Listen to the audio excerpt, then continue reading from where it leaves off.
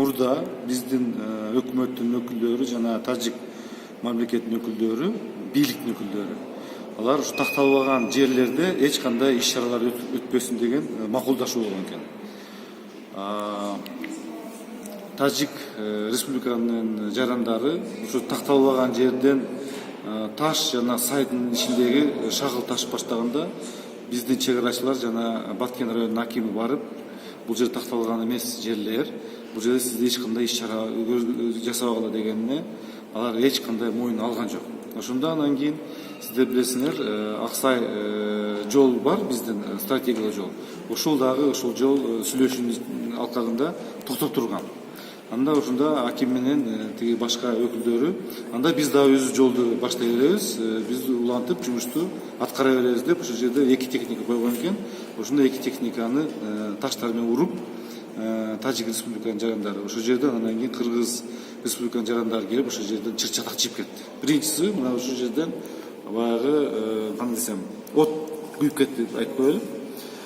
Кийинки маселе, ал жерден биздин тараптан дагы жабык тартылды, ал жактан жабык тартылды. Эми бул негизги маселе, сиздер жакшы билесиңер, бул демилитация жана демаркация бүткөн эмес да. Ошол демилитация демаркацияны бүтүрүп, тез аягына жеткизбесек, ушундай чыр-чатактар боло берет. 6 жылдын ичинде 10 жолу ушундай курал көтөрүү окуялар болду.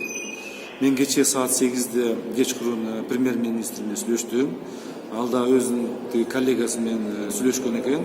Бүгүнкү күндө бүт күчтөр, милициясы, бүт баягы чек ара кызматынын кызматкерлери бүт ошол жака барышып, азыр Кыргыз республика жарандарын биздин органдар ошол түшүндүрмө иштери жүргүзүп, Тажик республиканын органдары бийлиги да түшүндүрмө жүргүзүп, ошол азыркы күндө бүгүн дагы сүйлөшүү жүрүп атат. Кечээ аягына чыкпай калыптыр, бүгүн дагы сүйлөшүү жүргүзүп атат. Эми негизи проблема Тажик республиканын жана биздин чек ара проблема абдан көп. Ал жерде сиздер жакшы билесиңер, Лелек районунда арка 1, арка 2 деген жерибиз бар. Ал жерде жолдун ортосунда чек ара өтөт, ал маселе бар. Анан кийин Ворук деген баягы анклав бар да. Анклав биз аркылуу өтүшөт. Ошол ал жерде ар дайыма ошол жерде жаз келген баштап ошол жерден баягы чыр-чатактар чыгып берет да.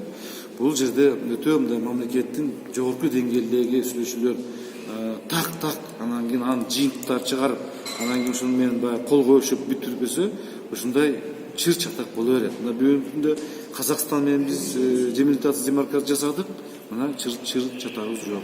Өзбекстан менен мына аракет жасагандан кийин кичине анча-мынча жылыш болуп калды. Ушул Тажикстан менен дагы биз жумуштарды алда көздөй жасаш керекпиз.